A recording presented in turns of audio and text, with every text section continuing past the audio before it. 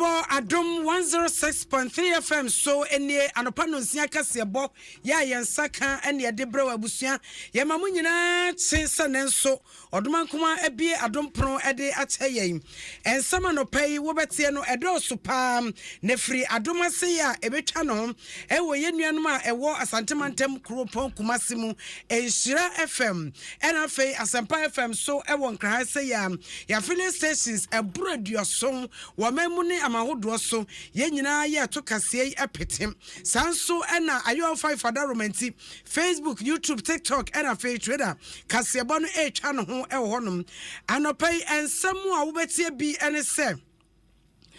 Emranti kwa bia no mtesa soja fonta ade eni bia eyeso omu ye bia naifo ekokwaji wo bi eka ewosre mentifi ya kire wo mu wabra se wo mu nyemu bia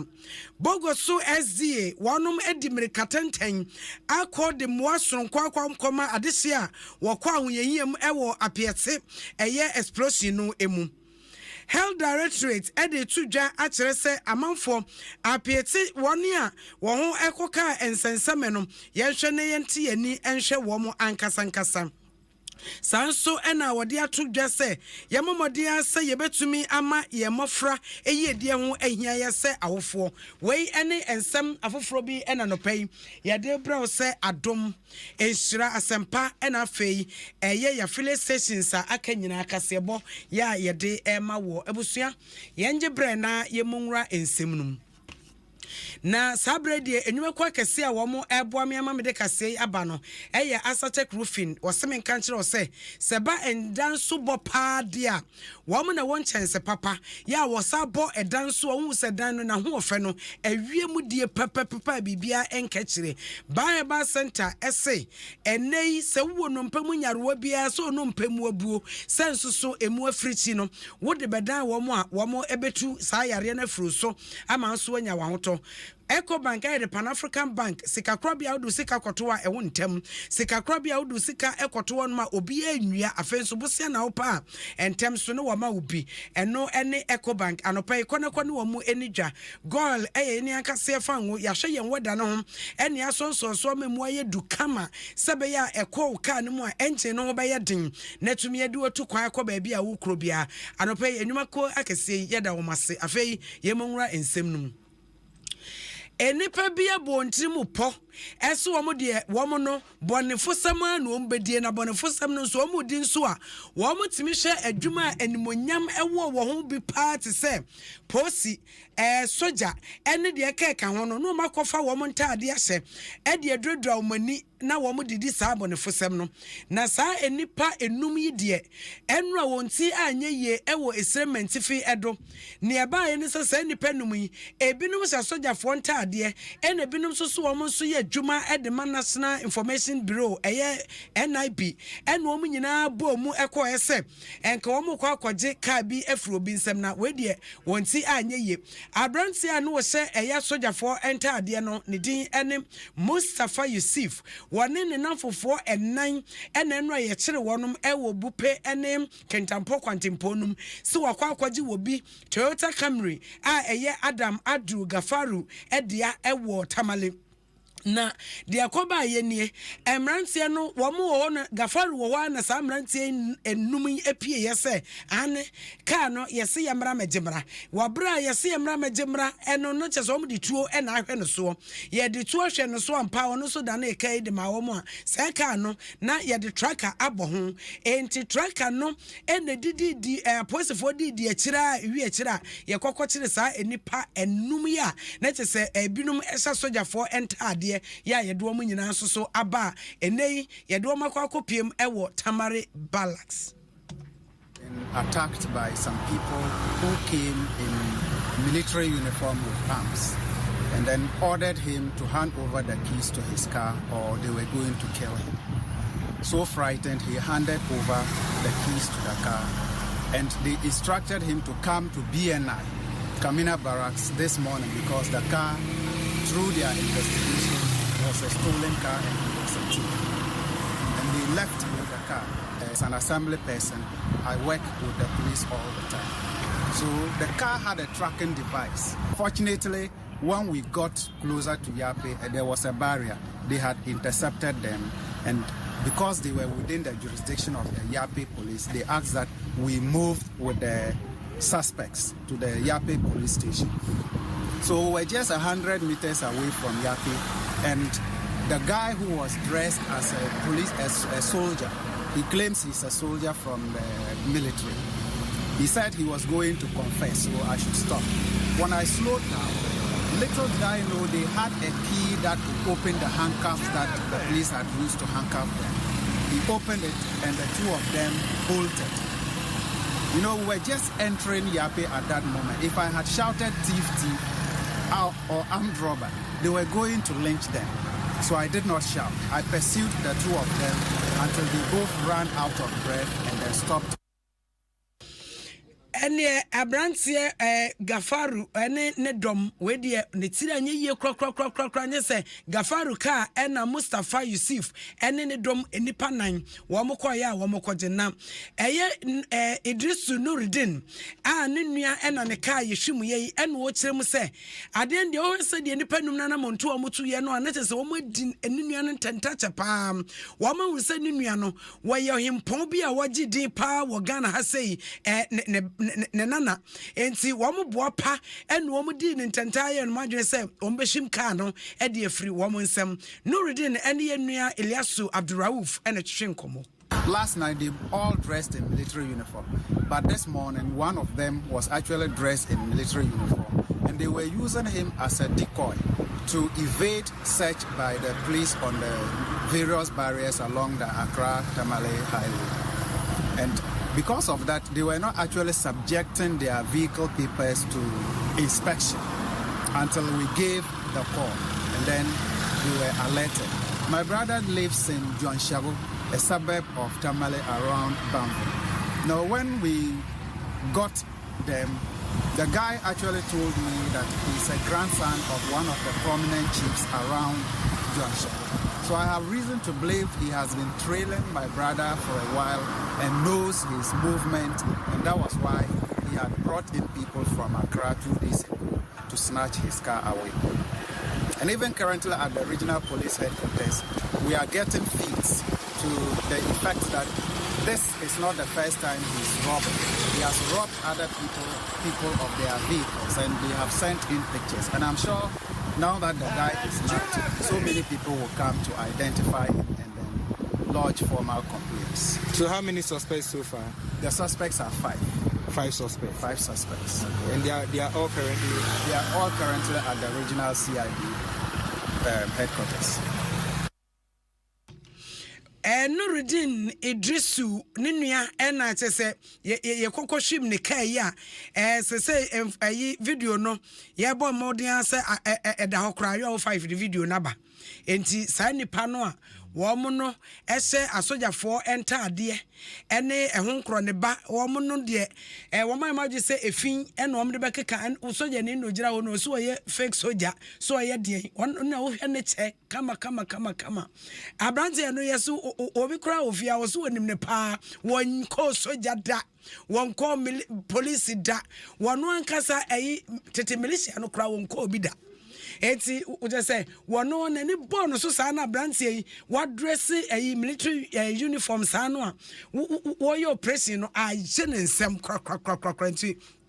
soja ni oh eche no kra wo hunu se ade no se enye wunim a wunim eche na nkasa kra no wo hunu eche ni mpo se enti eye posifo nso a wo mo ekabo mu ekwokyere wo mo no wo mo so ni wo mo te se wo mo maka no so se wo mo so ye adwuma wo hin so nti soja ni no on na esi o se wo ye soja ni ni Mustafa Yusuf Mustafa Yusuf ena sabre ya yire no se wi to ano a ye de ne nsa egu na chi hankofo no so wo ye criminal papa muade na de kramani nso ade na bo gadwa so wo kope obi edo mo uniform akobokro no asojafo de ombema wat bi anwa enti na wo mo foni no video so na edwagu e Facebook ene YouTube no abusua bra ne be bi say ya no mo ye say ya ba na we so do na we so ye ehon bi na say the hood the say hood na nya saram frata ade wano no ne so no so hwe ne mpaboa ne hudi ehye no ne na beti abuboyi a ebi ono so be ya dwuma wa yi oswat ana also betimi a oswat o because they na beti na bono ne sede wa dress no we soja ne dia we be wo swat na bi nso so awo CID no bie na enum sa no enti abusua afa na wo babra Facebook de bra ye dimfoni na to soja ne na waje ne che kama na ne ho ne ma eka ne ho ese wo ye operation okoje obi ka no wo mo enegu no afa yenko yanim na yakwa anim a ama anoma bi bohirema bi ku ya asum se etu akasa posini bi wo paga ama sabre ye twen saposifo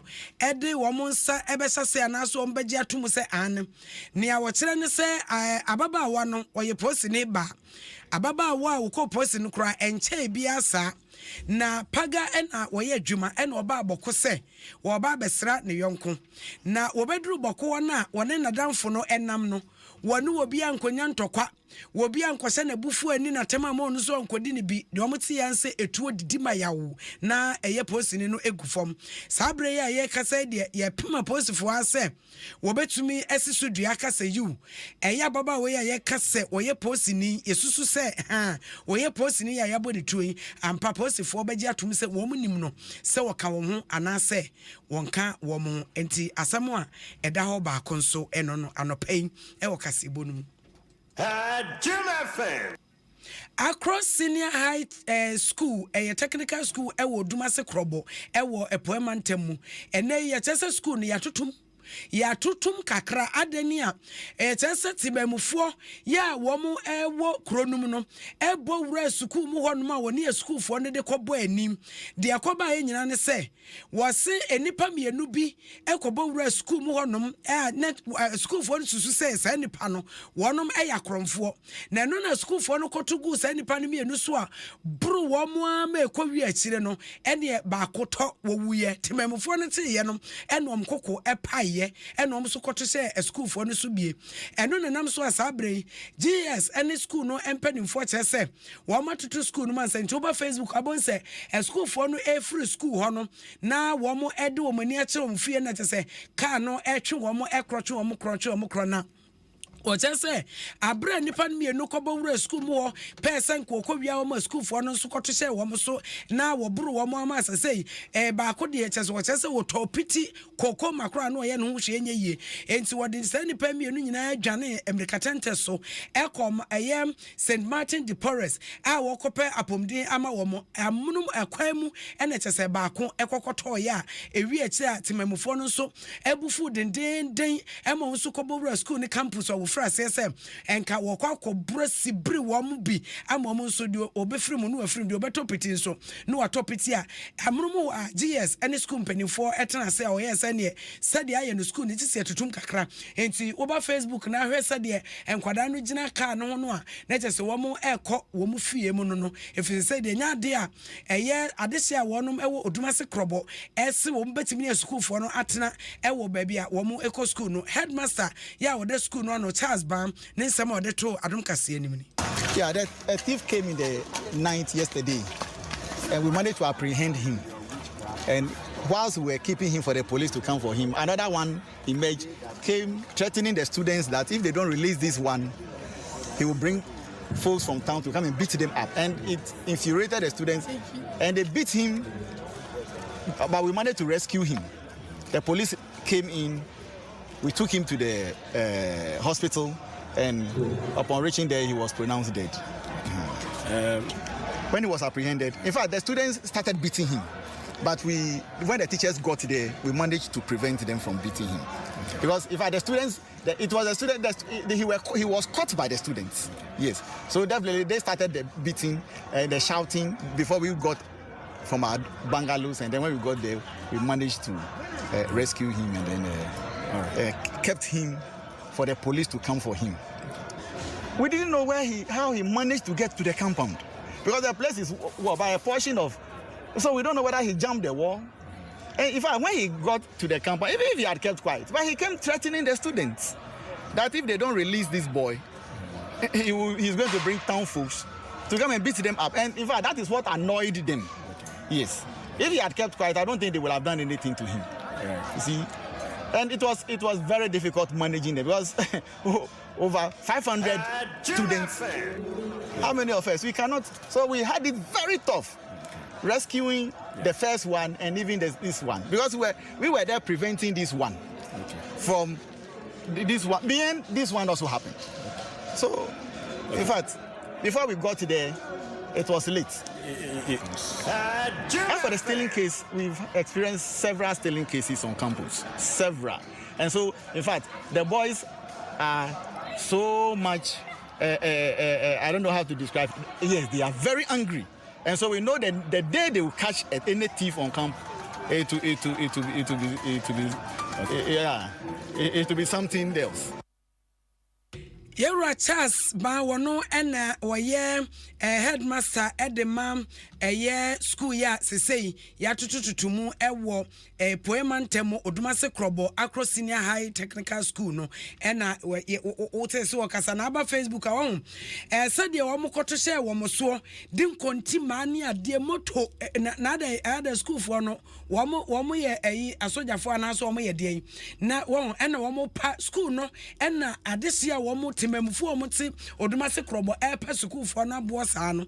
entutum se mema ne mabesia no makoto wase wo mankasa ma ye do ma ba begu school campus eso mmesua de no wo akoto wase wo so pese wo mkobro wo eku wo enti Facebook and YouTube and kontima pa akwai na we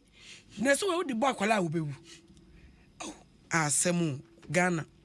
enti krono no mani abre so em say on pese wo sinkwada ne nyina abo na wo eku wo enti yenkoye ne man ne fa ensem foforo ema ho enano ya wada ye twamun enkwansia kase ni brichi ebo wo man ewo bogoso kro kro be bogoso ayefro apiete enam so ama atoymantem mpanifo a wo hye apomde wonsam so e de aba beto dwase yemua sebe ya sa nipa ya wo mu prepraye ewo sa torenchem num ya ebinom ye say ebinom ya de no wo se mu odin ye kase nipa no bi kro ho a ye de wo maba enkran ha sei nipa nan suso de wo mu prana no wo sepanti afia nkwanta ba ya asabia otakrade eho ne de wo mu kro ene nipa no nso emu aduasa ba akode takwa ba ya asabia eho ene wo mu guo doctor ya ofori yebu a ene de sede etu omanfo anim se enkrofo ni prana no wo hio ano wo se ama ya asabia wodo a sese ye de wo makogo enkankane atoymantem de no e de ahokyere pa ba wo so enti ye hiamoa wo obaboa wo sika fam apomdin eho ne ma fam ene bibiare esase etumi de boa ema wo mapomdin wonsam no apomdin adwuma efotimi gina wo so ehwe wo mo sisisisi ema omunya o mayaresa no yentumi emfa emoa Dr. Ofori ensemo a wode etu dwa no bi eni. As a service, even though the facility were well stocked, we were quickly running out of stock. So we did appeal to organizations, including the WHO, and I'm glad to say that within 24 hours, they have responded to our call, and we are very pleased for that. Certainly, this is going to save lives. This is going to save lives, and we are very happy with that. After the evacuation, the next major issue is caring for those who are injured. And currently, we have, for Takwa Municipal Hospital alone, there are 31 people still on admission. And we need a lot of logistics to keep running the facility. So I'm very happy that we have these things. Dr. Yaofori Yabua wane yensenchro ni in Natalia Kwansa ena etwetwe enkomona World Bank World Health Organization omanam sini ya owo memu Dr. Rafik Okanse enso ekasa ya oditu dwase nokure nie ade no womote ye no eyo mahodwiri ene ahometepa anti ene se World Health Organization so ekeka won sase a kakra esase wo musutimi edekọ emi edehwe apete explosion yesi ho woni a wo akwahoyehiem no ye betumi ede ama wo mu a wo mo so ede kakra wonum ensaka ebaaye no. Heard about the unfortunate accident on Thursday, and as you know, the WHO has been supporting the country in various aspects of health, including emergencies as well. So we thought it wise to respond rapidly, and so today we are presenting trauma kits, especially for those who are critically injured. Like you heard the director talk about, there are various degrees of injuries. Some would need some surgical care, some would need some IV fluids and all that. So that's our main mission here today, to support the health system. And in emergencies, there's also continued care. So there are people who still work in for their usual services. So these items will also go in a long way to make sure that the resources are stable for the hospitals as well. Dr. Rafik Okanse wano enejina World Health Organization ekono anem ewo Ghana nene ena wote ye no ebusua na chese ye sansi ewo kasebonum na nano ya wadade asemasiu na ohwese de ayasabe onese enipa wenum nyina da so egu hospital emwa ebehia se ebetumi ede ahwe wo mo ama wo ho ato wo mo anopa ye do ase adwenchende bebraba Dr. Pastor Mario Emmanuel Kwame Amoa ena afen osahene nana nketia mo nyina mo de adwenkyere ni bebre aba ebre no asa entie ntumi enkenkan bi anopa memfa sada kese ma asate roofing o madam eno se men kan cho se eba dan so ba fa ho nsem nyina be dan on ba e ba se enompemu yare obesa ma Eco Bank se sika kra bia wodi mu ene wo mo go koto fa nwo wo ho na wonje no be yedin Dr. Shine ene bo mi chidom se me producer no pay e ma me de kase no e ba yo 5 ene de ba Facebook, YouTube, TikTok ena fe Twitter a wonya bi e hweye me so me din e de atwe botantim Nana Akua Acheampomaa safoadu me so de na ne eye Jason same team no kwasi asempa ene CJ trase ede abremo. Hey, Ever Koku, what brings you to my house this early morning? I hope